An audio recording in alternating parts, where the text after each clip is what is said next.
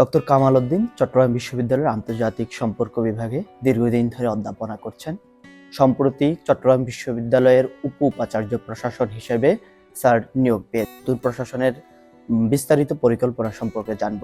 সঙ্গে আছি আমি রেফায়েতুল্লাহ রূপক। নতুন দায়িত্ব গ্রহণ করেছেন স্যার, আপনাকে শুভেচ্ছা। কেমন আছেন স্যার? আলহামদুলিল্লাহ, আমি ভালো আছি। অনুভূতি অবশ্যই ভালো যে আমাকে যে বর্তমান যে সময়ের যে দাবি, আমাদের ২৪-এর গণ আন্দোলনের পরে যে আমরা নতুন বাংলাদেশ গঠন করবার জন্য যে পরিকল্পনা গ্রহণ করা হয়েছে, সেখানে আমার মতো একজন সাধারণ শিক্ষক যে একটি বিশ্ববিদ্যালয়কে গঠন করবার জন্য আমাকে যে সরকার দায়িত্ব দিয়েছে, অবশ্যই এটি ভালো। সাথে সাথে আমার কাছে আরও একটি বিষয় হচ্ছে যে আমি মনে করি যে এই কাজটা যেটি করার জন্য আমাদেরকে দায়িত্ব দিয়েছে সেটি অত সহজ নয়, কারণ দীর্ঘদিন ধরে আমাদের দেশে এমন একটি সরকার ব্যবস্থা ছিল, সেই সরকার ব্যবস্থার যে সারা বাংলাদেশের যে রূপ, সেই রূপটি কিন্তু বিশ্ববিদ্যালয়ে এসেছে। কারণ এই বিশ্ববিদ্যালয়কে গঠন করবার যে বিষয়গুলো ছিল সেগুলো অনেক ক্ষেত্রে আমাদের এখানে প্রতিফলিত হয়নি। সেই জন্য আমি মনে করি যে এটা একটি সুযোগও বটে যে আমি একটু সুযোগ পাবো আমার কাজগুলো করবার জন্য, বা বর্তমান প্রশাসন মাননীয় ভাইস চ্যান্সেলর মহোদয়ের সাথে আমরা কাজ করবার একটা সুযোগ পাবো। সেটিকে আমি খুবই পজিটিভলি দেখছি এবং আমি মনে করছি যে এটি একটি আমাদের সুন্দর যাত্রা। আমরা আসলে দায়িত্ব নেওয়ার পরে আমাদের কাছে সবচেয়ে বড় যে চ্যালেঞ্জটি হচ্ছে সেটি হচ্ছে যে আমাদের শিক্ষার্থীদেরকে ক্লাসরুমে ফেরত নেওয়া। কারণ আমরা যদি হিসাব করি, দীর্ঘ প্রায় ২ মাসের মতো আমাদের শিক্ষার্থীরা ক্লাসের বাইরে। আমাদের ঈদের ছুটির পরে আমাদের শিক্ষকদের একটি আন্দোলন ছিল, তারপরে সাথে সাথে আমাদের ছাত্রদের আন্দোলন যুক্ত হলো, যে আন্দোলনটি গণমানুষের আন্দোলনে রূপান্তরিত হলো এবং এর ফলশ্রুতিতে ৫ আগস্টের পরে নতুন সরকার নতুন রূপে আসলো এবং বিশ্ববিদ্যালয়ে ছাত্রদের দাবির মুখে কিন্তু হল প্রশাসন থেকে শুরু করে বিশ্ববিদ্যালয়ের মৌলিক প্রশাসন যারা vice chancellor, pro vice chancellor তারা পদত্যাগ করেন। এখানে একটা প্রশাসনিক শূন্যতা হলো। এই শূন্যতার পরবর্তীতে আমাদের মাননীয় উপাচার্য প্রফেসর ডক্টর ইয়াহিয়া আক্তার স্যারকে নিয়োগ দেওয়ার মাধ্যমে আমি মনে করি এই কাজটি শুরু হয়েছে।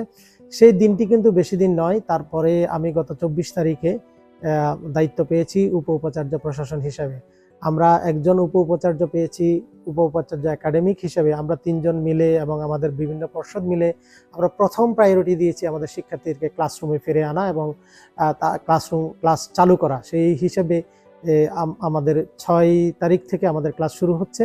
আমি মনে করি যে এটি হচ্ছে আমাদের প্রথম প্রায়োরিটি, যে আমরা ক্লাসগুলো শুরু করা, শিক্ষার্থীদেরকে ক্যাম্পাসে ফিরে আনা, এটি হচ্ছে আমাদের প্রথম পদক্ষেপ।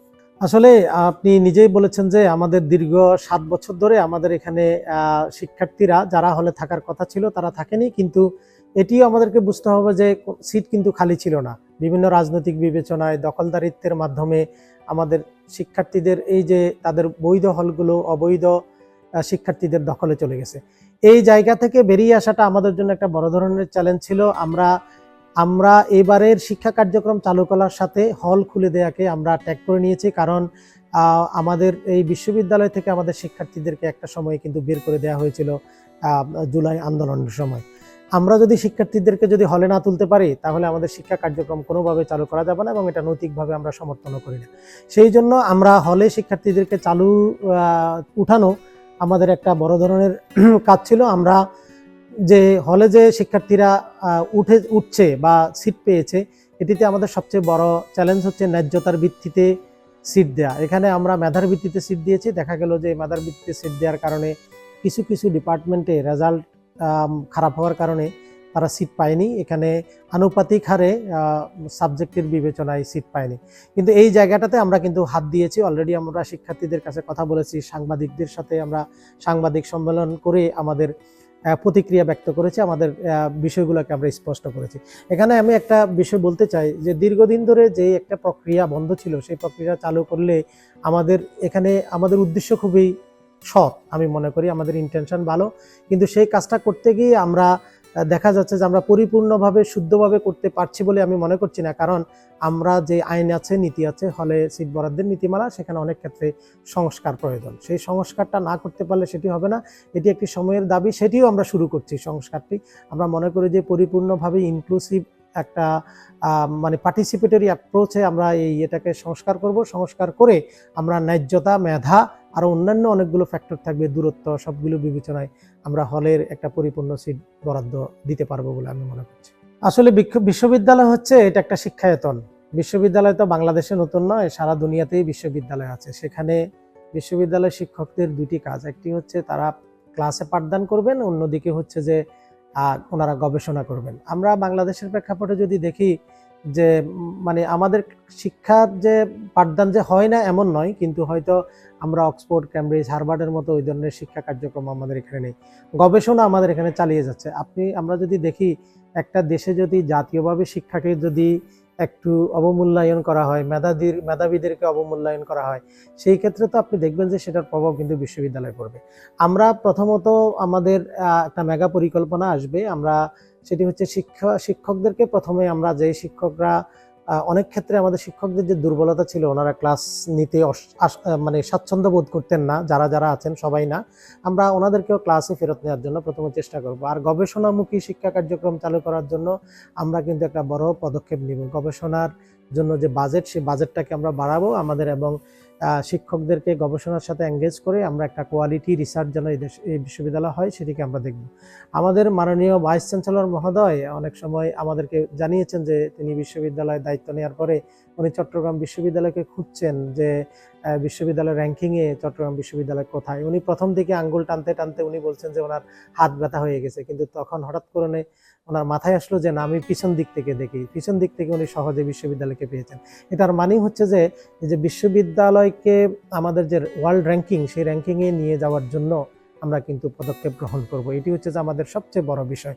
আর রিসার্চের সাথে আমাদের শিক্ষার্থীদেরকে কিন্তু এঙ্গেজ করতে হবে। আমরা যদি দেখি যে বিশ্ববিদ্যালয়ে যত কন্ট্রিবিউশন আছে তার মেজর কন্ট্রিবিউশন কিন্তু শিক্ষার্থীরা করে, যারা পাবলিকেশনগুলো আছে সেটা শিক্ষার্থীরা করে। কিন্তু আমাদের বাংলাদেশে আমাদের বিশ্ববিদ্যালয়ে সেটা হচ্ছে টিচার সেন্ট্রিক এডুকেশন। আমরা স্টুডেন্ট সেন্ট্রিক অ্যাপ্রোচের দিকে আমরা যাব, আমাদের কন্টিনিউয়াস অ্যাসেসমেন্টের দিকে যাব, আমরা একটা কোয়ালিটি এডুকেশনের দিকে যাব। আমরা এটা বলছি না যে বাংলাদেশ রাতারাতি চট্টগ্রাম বিশ্ববিদ্যালয় বিশ্বমানের বিশ্ববিদ্যালয় হয়ে যাবে, তবে বাংলাদেশের মধ্যে আমরা একটা সেরা বিশ্ববিদ্যালয় বা এশিয়ার মধ্যে একটা ভালো বিশ্ববিদ্যালয় রূপান্তরিত করতে পারলে বলে আমরা মনে করি যে সেই দিকে আমরা ধাবিত হব। বিষয়টি খুবই চমৎকার যে আমাদের বিশ্ববিদ্যালয়ের শিক্ষার্থীদের প্রাণের দাবির সাথে আমাদের প্রশাসনের প্রাণের দাবিও কিন্তু মিলে গেছে। আমাদের মাননীয় ভাইস চ্যান্সেলর মহোদয় অলরেডি জানিয়ে দিয়েছেন যে আমাদের এখানে বুক স্টল এবং সুভিনিয়র টাইপের এখানে একটা কমপ্লেক্স হবে। কিন্তু সেই সিদ্ধান্তটা গত 2-3 দিন আগে আমরা পিএনডির মিটিং করেছি, সেখানে আমরা সুস্পষ্টভাবে বলে দিয়েছি যে টিএসসির আদলে সেটি হবে ক্যাম্পাসে। এটি অলরেডি আমরা সিদ্ধান্ত নিয়েছি এবং এটার জন্য আমাদের পরিকল্পনা গ্রহণ করা হচ্ছে, আমাদের বাজেট প্ল্যানিং হচ্ছে এবং সাইট সিলেকশন হবে। আমরা মনে করি যে এই কাজটি আমরা সর্বপ্রথম সর্বোচ্চ প্রায়োরিটি দিয়ে আমরা এটার জন্য বাজেট পাঠাবো, এবং শুধু এটি নয়, এটির সাথে আরও তাৎক্ষণিক কী কাজগুলো করা যায় সেগুলোর জন্য আমরা 50 কোটি টাকার একটা বাজেট ইউজিসিতে দেওয়ার জন্য আমরা কিন্তু অলরেডি সিদ্ধান্ত গ্রহণ করেছি। বিশ্ববিদ্যালয় গ্র্যাজুয়েটদের সবচেয়ে একটা প্রাণের দাবি থাকে এই দেশে বিশ্ববিদ্যালয়ে সমাবর্তন হওয়া। সমাবর্তন হলে ছাত্র শিক্ষক সবাই একাকার হয়ে যায়। এটি একটা বিশ্ববিদ্যালয়ের রেগুলার চরিত্র হওয়া উচিত। আমাদের প্রশাসন, আমরা তো আগেই বলছি যে আমরা আগে যেগুলো ব্যাড প্র্যাকটিস হয়েছে সেগুলো থেকে আমরা ফেরত আসবো। সমাবর্তন হচ্ছে 1 নম্বর দাবি গ্র্যাজুয়েটদের। গ্র্যাজুয়েটরা যদি বিশ্ববিদ্যালয়ের সমাবর্তনের ড্রেসে এবং মাথায় একটা ক্যাপ দিয়ে যদি ছবি তুলতে না পারে, তাদের মনের মধ্যে একটা আকুতি থাকবে। আমাদের মাননীয় ভাইস চ্যান্সেলর মহোদয় এই বিষয়ে কিন্তু খুবই গুরুত্ব দিচ্ছেন এবং গুরুত্ব দিবেন। সমাবর্তনগুলো আগে যে সকল কারণে হয় নাই, সেই ধরনের কারণ এখন আরও উপস্থিত নাই। এটি আমরা মনে করি যে এটা আমাদের সবচেয়ে একটি প্রায়োরিটি লিস্টে বিশ্ববিদ্যালয়ের সমাবর্তনটা থাকবে বলে আমরা মনে করি। বিশ্ববিদ্যালয়ের যে শাটল ট্রেন যাতায়াতের একমাত্র মাধ্যম বিশ্ববিদ্যালয়ের তত্ত্বাবধানে, সেটি হচ্ছে শাটল ট্রেন। এই শাটল ট্রেনের ব্যাপারে অলরেডি আমরা উদ্যোগ গ্রহণ করেছি। আমাদের মাননীয় ভাইস চ্যান্সেলর মহোদয় এখানের আপনার রেলওয়ের যিনি দায়িত্বে আছেন ওনার সাথে যোগাযোগ করেছেন, আমাদের প্রক্টোরিয়াল বডি ভিজিট করেছেন। আমি আপনাদের সাথে আনন্দের সাথে জানাতে চাই আমাদের এখানে কিন্তু শাটল ট্রেনের একটা ফ্রিকোয়েন্সি অলরেডি বাড়িয়ে দেওয়া হয়েছে। আমরা বগিগুলো বড় করলে লাইনের সংস্কার করতে হবে, সে নিয়েও আমরা কাজ করছি। আর এটি আমাদের একটা প্রায়োরিটি লিস্টের একটা দাবি, যে দাবিটা আমরা পূরণের জন্য সচেষ্ট আছি। আরেকটি বিষয় হচ্ছে যে চক্রাকারে বাস। আমরা কিন্তু দায়িত্ব নেওয়ার পরে আমি নিজেও পার্সোনালি মনে করি যে আমরা গ্রিন এডুকেশনের দিকে যাব, সাস্টেইনেবিলিটির দিকে যাব। আমরা পুরা পুরাতন যে বাসগুলো আছে সেগুলো যদি ক্যাম্পাসে চালু করি সেটা পরিবেশের জন্য ক্ষতিকর হবে। সেই জন্য ইউজিসির একটা টিমকে আমরা এনেছি, এটাকে কিভাবে সাস্টেইনেবল ওয়েতে আমাদের শিক্ষার্থীদেরকে সার্ভিস দিতে পারি সেই জন্য আমরা ই কার আমরা চালু করছি এবং অনতিবিলম্বেই আপনারা দেখবেন যে এটা পাবে। আমরা এটা নিয়ে আমরা অলরেডি কাজ করছি এবং ইউজিসির সাথে আমাদের কথাবার্তা হয়েছে। এটির সাথে অনেক কিছু জড়িত, আবার সেটির সাথে আনইন্টারাপ্টেড ইন্টারনেট এবং বিশ্ববিদ্যালয়ের আনইন্টারাপ্টেড ইলেকট্রিসিটি, সেই জন্য আমরা ইলেকট্রিসিটির বিষয়টাকেও গুরুত্ব দিচ্ছি, এগুলো নিয়ে আমরা কাজ করছি এবং এই জিনিসগুলো আসলে বিশ্ববিদ্যালয়ের আমি মনে করি যে চেহারা পরিবর্তন হয়ে যাবে। চক্রাকারে ইলেকট্রনিক কারগুলো যখন চলবে এবং পরিবেশের জন্য খুব ভালো হবে, এটি চমৎকার হবে বলে আমি মনে করি এবং এই কাজটাই আমরা করব। আমরা বলি আমাদের গত পিএনডির মিটিংয়ে আমরা দেখছি যে আমাদের অনেকগুলো অবকাঠামোগত উন্নয়নের কাজ বন্ধ ছিল, আমরা সেগুলো চালু করার জন্য অলরেডি তাগিদ দিয়ে দিছি। আমাদের মাননীয় ভাইস চ্যান্সেলর মহোদয় বলছেন যে এগুলো তাই, সেখানে জামাল নজরুল ইসলাম গবেষণার নতুন বিল্ডিং করা, প্রেসকে আধুনিকায়ন করা, আর্টস ফ্যাকাল্টিকে সংস্কার করা, আমাদের সোশ্যাল সায়েন্স ফ্যাকাল্টির সামনে যে একটা আছে আমাদের কি বলে এটা সেতু কিনা, এটা ঝুলন্ত সেতু, সেটির কাজ কিন্তু আপনারা দেখবেন যে শুরু হবে। সাথে সাথে আমাদের আরো মেগা প্রকল্প যেগুলো নেয়ার সেগুলোর জন্য আমাদের ভাইস চ্যান্সেলর মহোদয় বলছেন যে আমরা ইউজিসিতে ভিজিট করব, ইউজিসিতে ভিজিট করে আমাদের যে বিশ্ববিদ্যালয়ের যে প্ল্যান সেই প্ল্যানটা গ্রহণ করব। আমাদের দীর্ঘমেয়াদী পরিকল্পনাটা নিতে হয়তো আমাদের একটু সময় লাগছে, কারণ আমরা স্বল্পমেয়াদী যেই বাজেটগুলো আছে, যে কাজগুলো সমাপ্ত হয়নি সেগুলো শেষ করাকে প্রথম গুরুত্ব দিচ্ছি। এটি হচ্ছে যে এই জায়গাটা নিয়ে আমরা এখনো পরিপূর্ণভাবে কাজ শুরু করিনি। আগে বলছি যে আমরা খুব অল্প সময়ে দায়িত্ব নিয়েছি, তবে আমরা নৈতিকভাবে এটি হচ্ছে আমাদের সিদ্ধান্ত যে আমরা দুর্নীতিকে জিরো টলারেন্স দেব। আমরা বিশ্ববিদ্যালয়ের নিয়োগ প্রক্রিয়া যেটা আছে এন্ট্রি লেভেলের, সেটাকেও পরিবর্তনের বিষয়ে কিন্তু কথা আসছে, কারণ শুধুমাত্র 5 মিনিটের একটা ভাইভা দিয়ে বিশ্ববিদ্যালয়ের শিক্ষক নিয়োগ হবে, সেই জায়গাটাতে যদি পরিবর্তন না করি আমরা মেধাবী শিক্ষার্থীদেরকে পাবো না। হ্যাঁ, অনেকেই বিশ্ববিদ্যালয়ের শিক্ষকদের দুইটি কাজের কথা আমি বলছি, একটি হচ্ছে যে ক্লাসরুমে টিচিং করা আর একটা গবেষণা করা। হয়তো দেখা যাচ্ছে যে অনেকে খুবই মেধাবী, ভালো রেজাল্ট করছেন, কিন্তু ক্লাসরুমে টিচিং দিতে পারছেন না, ওনার কোয়ালিটি নাই। সেই জায়গাগুলোকে কিন্তু আমরা দেখব। আমরা বিশ্ববিদ্যালয়ের নতুন শিক্ষক নিয়োগ প্রক্রিয়াতে আমরা সংস্কারের বিষয়টি আসবে। আর প্রমোশনের ক্ষেত্রে শিক্ষকদের একটা দীর্ঘদিনের দাবি হচ্ছে যে তাদের প্রমোশনকে স্মুথ করা, পলিটিক্যালি কাউকে বঞ্চিত না করা, আরও অন্যান্য কারণে বঞ্চিত না করা। সেই জায়গাগুলোকে আমরা খুবই সংবেদনশীল ওয়েতে খুব সুন্দরভাবে আমরা দেখব। এক্ষেত্রে আমি একটা কথা বলি, আমাদের সকল শিক্ষক আইন অনুযায়ী প্রমোশন পাওয়ার কিন্তু অধিকার ওনাদের আছে। সাথে সাথে ওনাদের প্রমোশনের নীতিমালায় আমরা অবশ্যই গবেষণাকে এখানে গুরুত্ব দিব। সেই গবেষণাটা হবে একটি কোয়ালিটি গবেষণা, কারণ এখানে আমি একটু কথা বলি, আমাদের যে পাবলিকেশনগুলো হয় সেখানে ইম্প্যাক্ট ফ্যাক্টরের একটা বিষয় থাকে, স্কোপাস ইন্ডেক্সের একটা বিষয় থাকে। পর্যায়ক্রমে আমরা এই ধরনের রিকোয়ারমেন্টের দিকে যাব, কোয়ালিটি রিসার্চ করার মাধ্যমে আমাদের শিক্ষকরা যেন প্রমোশন পান এবং প্রমোশনের ক্ষেত্রে যত ধরনের অসমতা আছে আমরা এটা দূর করার জন্য আমরা কাজ করছি। ছাত্ররা আসলেই 24-এর গণ আন্দোলনের পরে পুরো বাংলাদেশ নিয়ে যখন ভাবছে, বিশ্ববিদ্যালয় নিয়ে ভাবনার পেছনে তাদের বিশ্ববিদ্যালয়কে একটি বিশ্ববিদ্যালয়ে রূপান্তরিত করার পেছনে যে সমস্যাটা ছিল সেটা হচ্ছে যে ছাত্র রাজনীতি এবং শিক্ষক রাজনীতি। আপনারা শুধু ছাত্র রাজনীতির কথা বলছেন, এখানে কিন্তু দলীয় লেজুর ভিত্তিতে ছাত্র শিক্ষক রাজনীতি। আমরা যদিও এখনো আইনগতভাবে ডিক্লারেশন আমরা দিইনি, সিন্ডিকেটের কোনো ডিসিশন আসেনি, কিন্তু আমরা ইনফরমালি কিন্তু বিভিন্ন শিক্ষকদের সাথে মত বিনিময়ে, সাংবাদিকদের সাথে মত বিনিময়ে আমাদের মাননীয় ভাইস চ্যান্সেলর মহোদয় এবং আমরাও ব্যক্তিগতভাবে জানিয়েছি আমরা এই দলীয় লেজুর ভিত্তিক ছাত্র রাজনীতি কিন্তু আমাদের এখানে আমরা বন্ধের দিকে যাব। আমাদের ছাত্রদের রাজনীতি করার অধিকার আছে, তাদের অধিকারের রাজনীতি করবে, তাদের পাঠ্যপুস্তক, ভালো পাঠ্যপুস্তক পাওয়ার তাদের অধিকার আছে, তারা কোনোভাবে যদি বঞ্চনার শিকার হয় সেই বিষয় নিয়ে কথা বলার অধিকার আছে, কিন্তু সেই অধিকার তারা চর্চার জায়গা হবে চাকসু এবং হল সংসদ।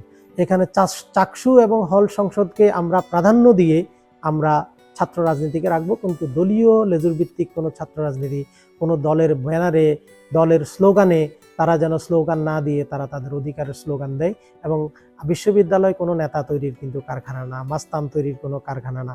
আমাদের বিশ্ববিদ্যালয়ের শিক্ষার্থীদের রাজনৈতিক ব্যানারে তাদের মস্তক কিনে নেয়ার যে একটা প্রবণতা ছিল, সেই কালচার থেকে আমরা বেরিয়ে আসবে। তারা স্বাধীনভাবে কথা বলবে এবং তারা যদি বুদ্ধির চর্চা করে, তারা যদি ফ্রিডম অফ এক্সপ্রেশনের চর্চা করে, অটোমেটিক্যালি তারা লিডারশিপ পাবে। এবং বিশ্বের অন্যান্য দেশেও আমরা দেখছি দলীয় লেজুর ভিত্তিক রাজনীতি নাই, কিন্তু তারা কিন্তু নেতৃত্বের জায়গায় কিন্তু সব দেশে কিন্তু নেতৃত্ব দিচ্ছে।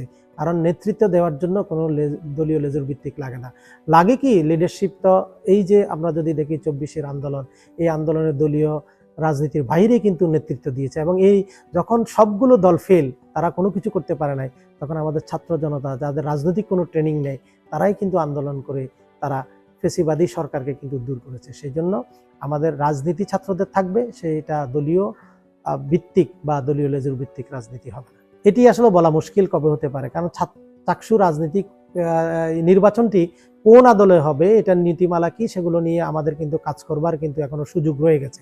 আমরা এটি কাজ করব, আমরা মনে করি যে অল্প সময়ের মধ্যে আমরা এই বিষয়গুলো ক্লিয়ার করব। আমরা আগে চাকসু নির্বাচনের জন্য যে নীতিমালা, সেই নীতিমালা প্রণয়ন করতে হবে। নীতিমালা প্রণয়ন করে আগের কোনো নীতিমালা আছে কিনা সেগুলো আমরা দেখব, দেখে আমরা শিক্ষার্থীদের সাথে আলোচনায় এই ফোরামটা শুরু করব, নির্বাচনটা কখন হওয়া যায়।